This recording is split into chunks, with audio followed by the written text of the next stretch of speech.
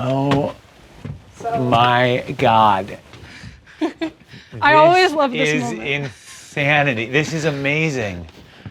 Oh my God, this is gigantic also. Welcome. This is a shaker barn built in about 1865. Okay. Used to house cows, now houses puppets. Are there any cow puppets in here somewhere? Oh, I feel like there that are. would be There the, are like, cow puppets. Yes. Yeah. Welcome to Glover, Vermont. Population 1,200.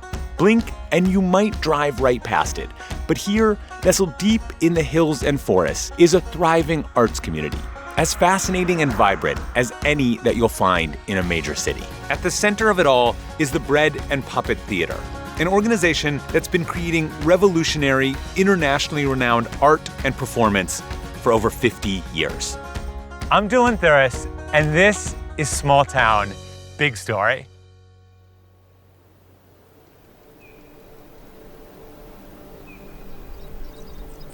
Glover, it's a small town in the Northeast Kingdom of Vermont.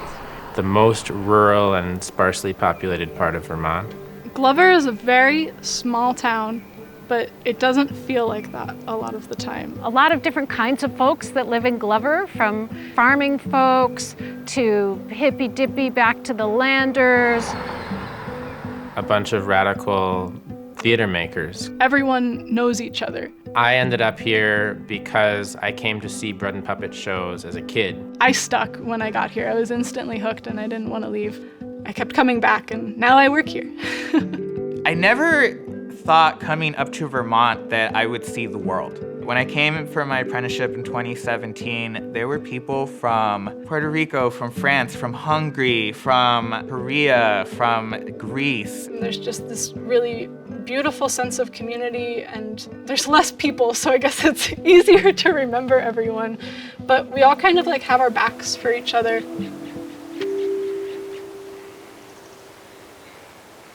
So at the moment, there's like a ton of stuff happening here. There's like people making food, and there's a whole bunch of people off basically rehearsing for this giant performance that they're gonna do tomorrow, where they pull out all these giant puppets, the community comes in, they give everyone bread, and I'm super excited about it.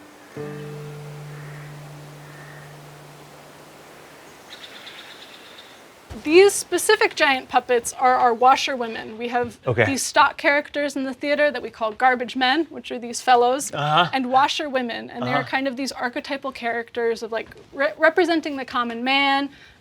They show up a lot in our work because we just like to make things that are very broad, which we can then use again and again.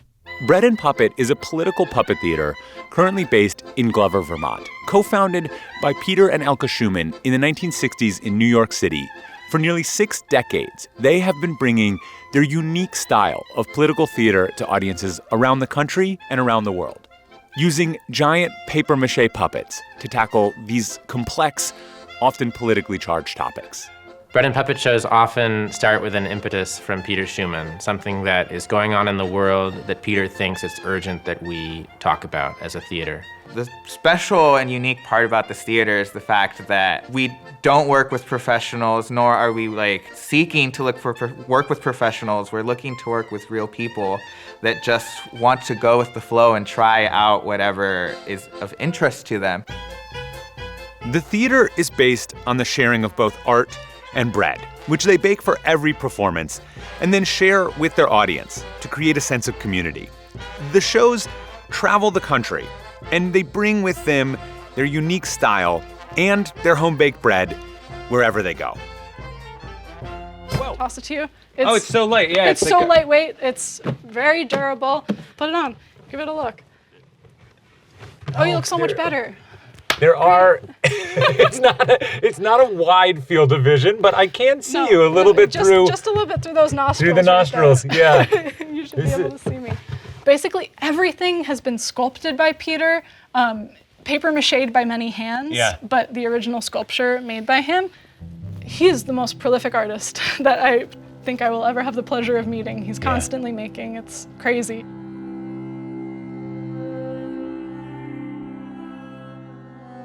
It's hard to pick any single thing in that space to kind of call out because there's so much. There are a couple of the like sort of godheads, this Mother Earth head, insurrection, resurrection, resist head at the top of the barn, and you look up at the top of this space, and it's like there's literally like a God-sized face staring back at you. It's a totally incredible.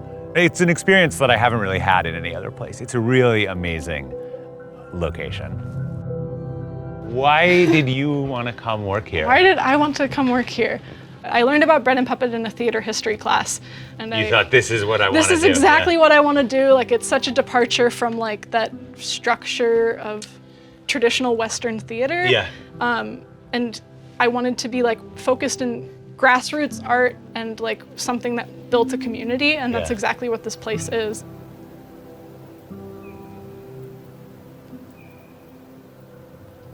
When did you learn to stilt walk? I learned how to stilt when I was an apprentice. Okay. It's usually normal to like be like, oh, we have a new batch of apprentices, new people, who wants to learn how to stilt? Okay. And so I kind of think of it as riding a bike. Like, I'm gonna maybe get on mine if we have time today. I'm psyched. I'm psyched about this. I'm probably like more confident than I should be, but I don't know. I think it seems like super fun. All right, okay. Watch your head. You're doing great. Oh, this is, I was way too confident about this. Far too confident. Grab my hands. You're doing so great. And I'm lifting my feet with you. Make sure to lift the knees. Whoa. Whoop. Yeah. I was all like, give me the 3-foot stilts. Do not give me the 3-foot stilts. I do not want the 3-foot stilts. I am extremely high in the air as we are. Not an efficient way to get places. Just if you're in a hurry, I wouldn't recommend stilt walking there. He's doing it. Yeah. How do you get up? How did he do on his first run here? I think Dylan did a pretty good job. Oh, like you like kept with it. Like you didn't give up. I didn't give up. That's true. And that's like the number one thing. Yeah. Oh. Welcome back to the land. Feels good. Very stable. Really enjoy the stability of this land. I'm standing in front of the school bus that makes up the backdrop for what is the amphitheater where the bread and puppet circus performance will be tomorrow. And having just tried to stilt walk, I'm really excited to see everyone performing tomorrow, doing a much better job. I'm really excited for it.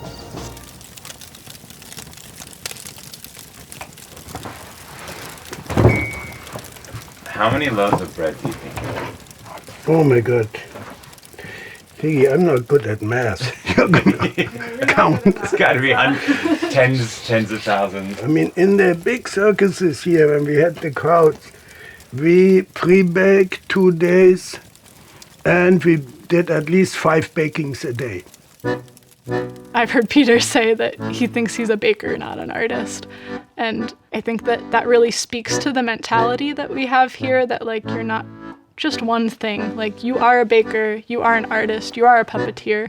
Bread and puppet is at once sort of a folk culture with a lot of distinct genres of expression, and it's the product of an extremely prolific and brilliant artist, Peter Schumann. I think the genius of Peter Schumann and the way that he makes those bread and puppet shows is that he's able to really not only sort of deal with the big wheel of history turning and the political forces that seem so huge, and then bringing us right back down to celebrating and understanding like how those affect and are part of the same world that is the world that is our little world, like of waking up in the morning and having your morning cup of coffee and this experience and being in this body, in this place.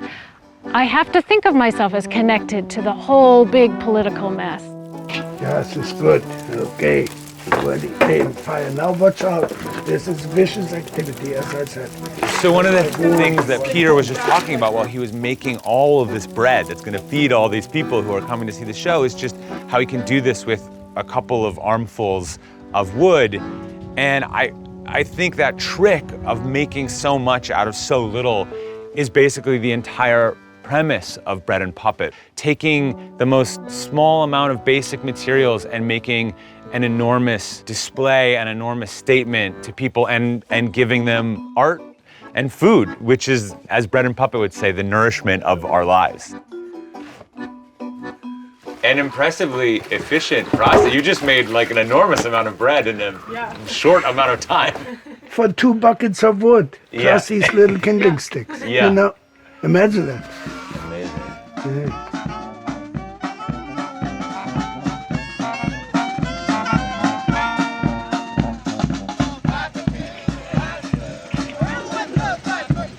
They've been doing this same kind of like cheap art for decades, and the idea is like all this stuff is stuff that you could make yourself. Like it's paper mache, most of it. And so what the real magic is in this community of people who come together. For the founder who created this, Peter, it's so much about like nourishment. He sees the eating of the bread and the seeing of the theater as like the same thing, as like nourishment for the self, nourishment for the soul. That's the thing I'm like most excited to experience, is like that sense of actually participating and partaking in that kind of communal act. You become a participant. You imbibe the bread, you imbibe the theater, you take it into yourself. And so I think that's really interesting to me, and I'm super excited about it.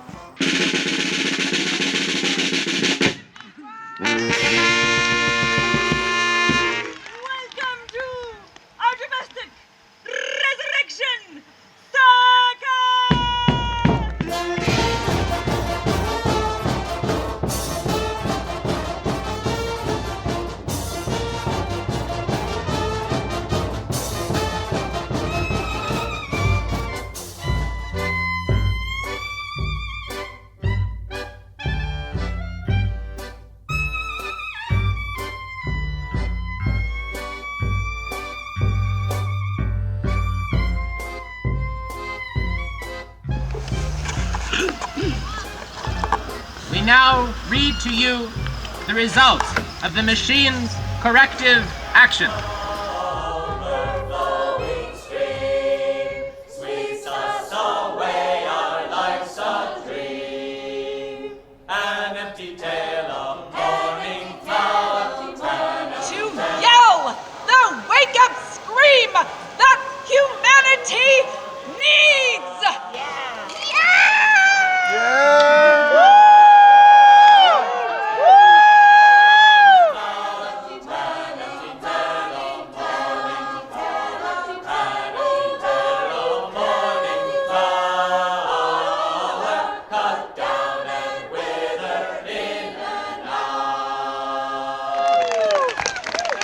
We're the Bread and Puppet Theater. We're not the Puppet and Bread Theater. So bread is the most important part of what we do.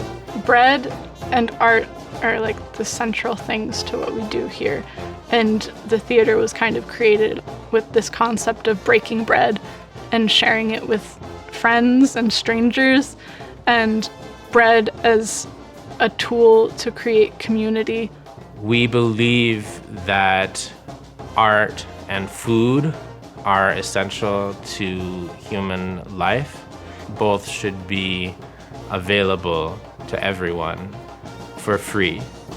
That both are too good to be sold and bought. This community of Bread and Puppet exists to turn the most basic materials into profound experiences of art and nourishment. And in this little town of Glover, Vermont, they have created something like nowhere else in the world.